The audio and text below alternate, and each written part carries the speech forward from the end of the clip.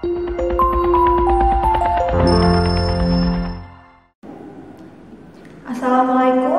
apa kabar kalian semua? Pada pertemuan kali ini, saya akan membahas materi tentang iklan, slogan, dan poster. Mari kita simak bersama-sama. Baik, sebelum masuki materi, saya akan membahas tentang pengertian iklan, slogan, dan poster. Iklan dapat diartikan sebagai teks yang mendorong, membujuk khalayak ramai agar tertarik pada barang dan jasa yang ditawarkan.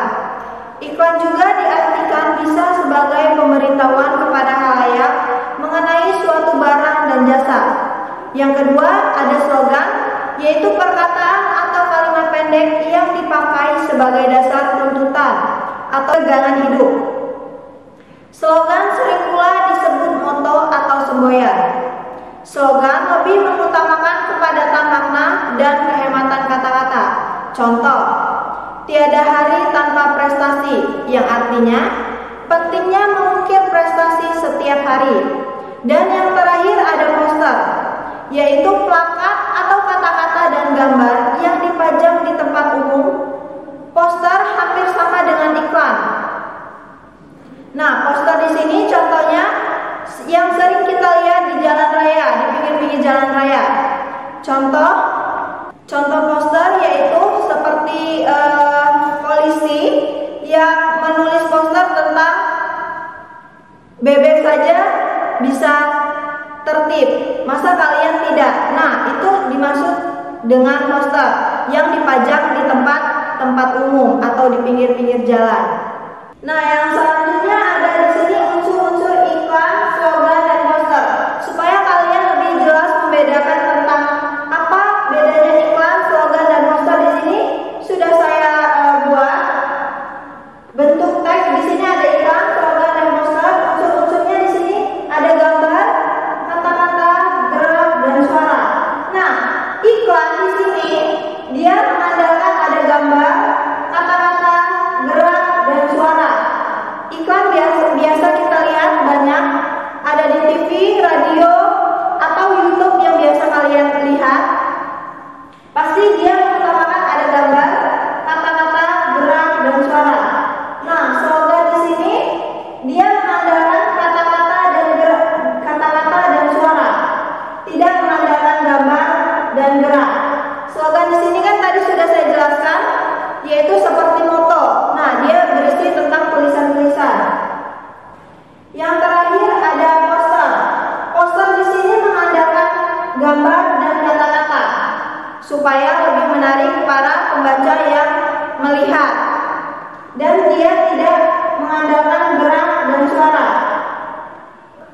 Ya, yang selanjutnya ada unsur pembantu iklan. Yang pertama di situ ada sumber, yaitu pemasang iklan atau yang berinisiatif penyandang dana dari pemasangan suatu iklan. Yang kedua yaitu ada pesan, adalah informasi yang disampaikan. Wujudnya bisa berupa pesan verbal ataupun pesan nonverbal. Yang ketiga ada media, adalah sarana yang digunakan, misalnya media cetak, elektronik, dan sarana-sarana yang lainnya.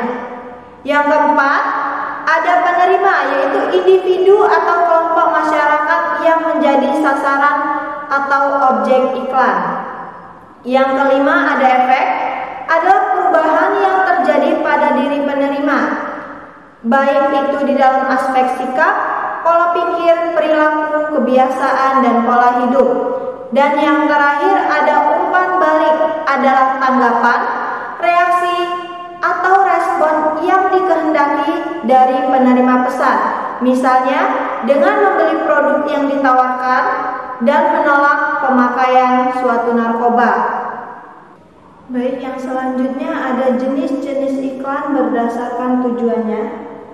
Yang pertama ada iklan strategis dan yang kedua ada iklan taktis. Di sini saya jelaskan dulu tentang iklan strategis, yaitu iklan yang digunakan untuk membangun merek. Hal itu dilakukan dengan mengkomunikasikan nilai merek dan manfaat produk. Nah, iklan strategis ini biasa kita lihat di televisi. Contoh Amazon dan iklan-iklan yang lain yang biasa ada atau biasa muncul. Nah, yang kedua ada iklan taktis, yaitu iklan yang memiliki tujuan yang mendesak. Iklan ini dirancang untuk mendorong konsumen agar segera melakukan kontak dengan merek tertentu. Pada umumnya, iklan ini memberikan penawaran khusus jangka pendek yang memacu konsumen memberikan respon pada hal yang sama. Nah, iklan taktis di sini yaitu contohnya seperti diskon 75% dengan minimal pembelajar 300.000 untuk hari ini segera berbelanja di Alfamart. Nah, dari contoh itu saja dia mendorong konsumen supaya membeli suatu produk yang ada di Alfamart dengan diskon 75% dan hanya berlaku untuk hari ini saja. Itu yang dimaksud dengan iklan taktis. Yang kedua ada fungsi iklan. Fungsi iklan dibagi lagi menjadi dua. Yang pertama ada fungsi informasional, yaitu iklan memberitahukan kepada konsumen tentang karakteristik suatu produk juga berbagai manfaat yang mereka peroleh. Yang kedua ada fungsi transformasional, yaitu iklan berusaha untuk mengubah sikap-sikap yang dimiliki oleh konsumen terhadap merek, pola-pola belanja, gaya hidup, teknik-teknik mencapai kesuksesan. Yang selanjutnya ada pola penyajian iklan dibagi menjadi dua. Yang pertama iklan media cetak dan yang kedua iklan elektronik. Nah, iklan media cetak dibagi lagi menjadi dua. Yang pertama ada iklan baris dan yang kedua ada iklan kolom. Iklan baris adalah iklan yang pemasangannya berupa baris-baris. Teks yang disajikan sangat terbatas. Yang kedua ada iklan kolom, adalah iklan yang pemasangannya dalam media berupa kolom-kolom. Oleh karena itu bentuknya besar. Yang kedua ada iklan elektronik, merupakan iklan berbasis perangkat elektronik yang mencakup unsur seperti iklan radio, iklan televisi dan iklan film. Nah, iklan radio ini yaitu iklan yang disiarkan melalui radio. Jadi bentuknya hanya berupa suara. Yang kedua ada iklan televisi. Nah, iklan televisi ini iklan-iklan yang biasa kita lihat di televisi sebelum munculnya sebuah film yang kalian tonton. Yang terakhir ada iklan film. Iklan film di sini yaitu iklan yang kalian misalnya nonton di sebuah bioskop. Nah, sebelum mulainya sebuah film yang akan ditonton nanti, pasti akan muncul sebuah iklan. Nah, itu yang dimaksud dengan iklan film.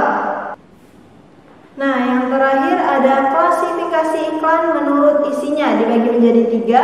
Yang pertama ada iklan pemberitahuan, iklan penawaran atau niaga, dan yang terakhir ada iklan layanan masyarakat.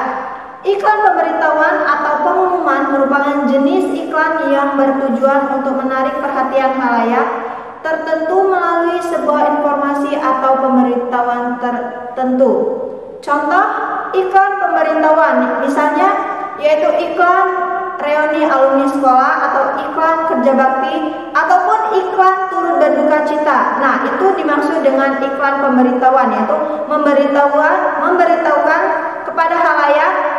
Contoh dari iklan pemberitahuan misalnya yaitu sebuah reuni. Misal SMP 21 Jakarta angkatan 50 mengadakan reuni di kafe, misalnya kafe mana yang ada di Jakarta. Selanjutnya ada iklan penawaran atau niaga, yaitu merupakan jenis iklan yang bertujuan untuk menawarkan barang atau jasa kepada khalayak ramai agar dibeli oleh target konsumennya. Nah, iklan penawaran di sini banyak contohnya. Misalnya penjualan makanan, ada juga iklan penawaran jasa seperti Gojek, jasa laundry dan lain sebagainya. Nah, yang terakhir ada iklan layanan masyarakat. Iklan layanan masyarakat merupakan jenis iklan yang bertujuan untuk memberikan penjelasan dan pencerahan mengenai suatu hal.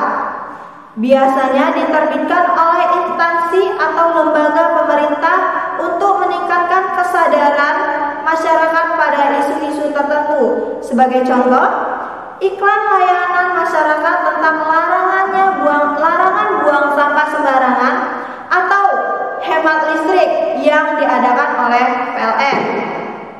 Atau juga bisa 2 anak lebih baik. Itu termasuk ke dalam iklan layanan masyarakat. Baik, sekian materi untuk hari ini. Semoga bermanfaat untuk kita semua. Saya akhiri. Wassalamualaikum